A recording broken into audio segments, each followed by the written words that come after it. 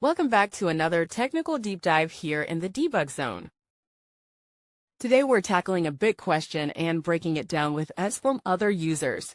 Hopefully this clears up some misconceptions and helps you get the answer you need. So buckle up, stay a little curious, and let's jump right in.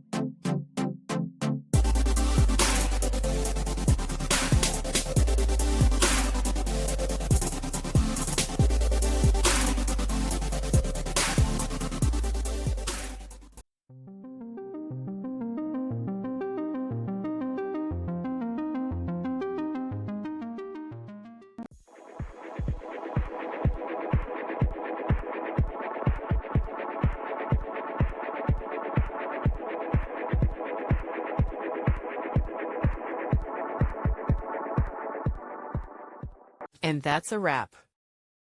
I hope you found the answer you were looking for. If you did, take a second to hit that subscribe button. It really helps out. And let me know in the comments which solution worked best for you. See you next time in the debug zone.